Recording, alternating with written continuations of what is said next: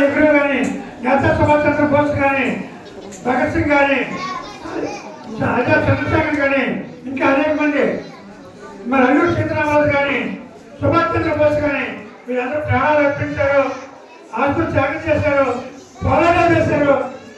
ఆ రకంగా మన సంవత్సరం కష్టపడితేనే వచ్చింది, త్యాగాలు వస్తేనే వచ్చింది. ఆ రకంగా మీరు కూడా భవిష్యత్తు తరాల కోసం, మీ యొక్క దేశ భవిష్యత్తు కోసం, మీ భవిష్యత్తు కోసం కష్టపడండి. క్రమశిక్షణతో మీరందరూ కూడా చదవండి.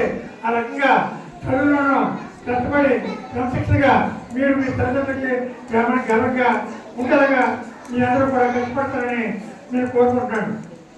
అలాగే రాజ్యాంగం, మనకి ఏదైతే రాజ్యాంగం అంబేద్కర్ ఇచ్చారో ఆ రాజ్యాంగాన్ని ప్రతి ఒక్క విద్యార్థి కూడా భవిష్యత్తులో బాగా చదివినప్పుడే మీ రంగాల్లో ఏదైతే మీ లక్ష్యాన్ని కోరి నిర్ణయించుకున్నారో వాటిని సాధిస్తూనే రాజ్యాంగాన్ని కూడా ఖచ్చితంగా చదవాలి. రాజ్యాంగం మనకు కొన్ని హక్కులు ఇచ్చింది, హక్కులతో పాటు కొన్ని బాధ్యతలు కూడా ఇచ్చింది. ఆ బాధ్యతలు నెరవేర్చండి.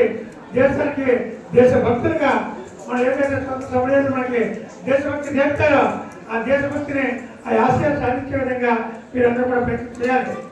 ఈరోజు దేశంలో 70 సంవత్సరాలు వచ్చినప్పటికీ ఏదైతే స్వతంత్ర సమరయోధుల ఆశయాలు ఉన్నాయో ఆశయాలు కొంతవరకు అనేవి శాస్త్ర సాంకేతిక రంగాల్లో ఈ దేశం ఎంత పురోగతి సాధించింది.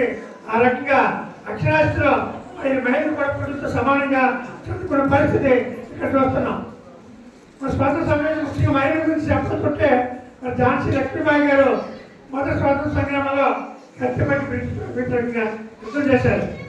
అలాగే మరి రాణి రుద్రమదేవి గారు, మరి మదర్ తెరిసా గారు మరి ఎంతోమంది రోగులకి సేవలందిస్తూ సంఘ సేవా కార్యక్రమాలు చేశారు. అలాగే ఇందిరాగాంధీ గారు, తర్వాత సోనియా గాంధీ గారు మహిళలు కూడా మరి సమాజ సేవలో దేశభక్తితో ముందున్నారని చెప్పడానికి ఇది నిదర్శనం. కాబట్టి స్త్రీలతో పాటు పురుషులతో పాటు స్త్రీలు కూడా అన్ని రంగాల్లో సమానంగా ముందుకు పోవాలని చెప్పేసి నేను కోరుకుంటున్నాను. మహిళలు పురుషులతో పాటు సమానంగా వేతనాలు సాధించే దిశగా కుటుంబం మొత్తం భార్య భర్తలు కూడా ఆదాయాలు సంపాదిస్తే దేశం యొక్క తలసరి ఆదాయం పెరుగుతుంది. ఆ రకంగా దేశంలో సంపదలన్నీ కూడా సృష్టించబడతాయి. కాబట్టి మహిళలు కూడా మరి ఏదైతే పురుషులతో సమానంగా అన్ని రంగాల్లో రాణించాలి. ఈవేళ రాజకీయవేత్తలు సహా ఒక మహానుభావుడు చెప్పాడు, ప్రతి వంటగత్తె ఒక రాజకీయవేత్త కావాలి, ప్రతి వంటగత్తె రాజకీయవేత్త కావాలి. అప్పుడే ఈ దేశం యొక్క సమస్యలన్నీ పరిష్కారం అవుతాయి. ఈ దేశంలో ఇంకా చాలా సమస్యలు పరిష్కారం చేయవలసి ఉంది. నిరుద్యోగం ఉంది, ఇంకా నిరక్షరాస్యత ఉంది, పేదరికం ఉంది, అవినీతి ఉంది, మరి ఇంకా అనేక రకాల కులతత్వం ఉంది, మతోన్మాదం ఉంది, ప్రాంతీయతత్వం ఉంది, టెర్రరిజం ఉంది.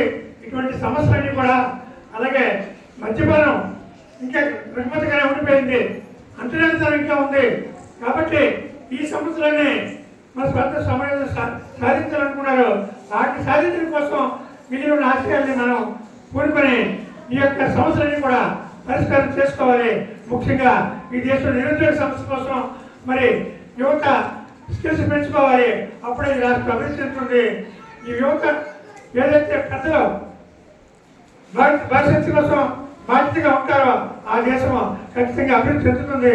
ఆ రకంగా మరి విద్యార్థులు ఈ యొక్క దేశ పురోభివృద్ధిలో మీ అందరూ కూడా మరి ముందుండడం కోసం మీ యొక్క భవిష్యత్తుని మీరే నిర్దేశించుకోవాలి, మీరే కష్టపడాలి, మీరే చదవాలి, మీరు క్రమశిక్షణగా ఉండాలి, మీ తల్లిదండ్రులు చెప్పినట్టు వినాలి, తల్లిదండ్రుల పట్ల గౌరవంగా మెలగాలి. ఎందుకంటే మీ తల్లిదండ్రులు కష్టపడి చంపొచ్చి వాళ్ళు రక్తాలు చెందించి మిమ్మల్ని చదివిస్తున్నారు, మీకు అన్ని రకాల సరిపోయింది తల్లిదండ్రులు కల్పిస్తున్నారు. కాబట్టి అటువంటి తల్లిదండ్రులే మీరు బాబు బెంచీ మీద పడుకుంటారు లేదా బాబు.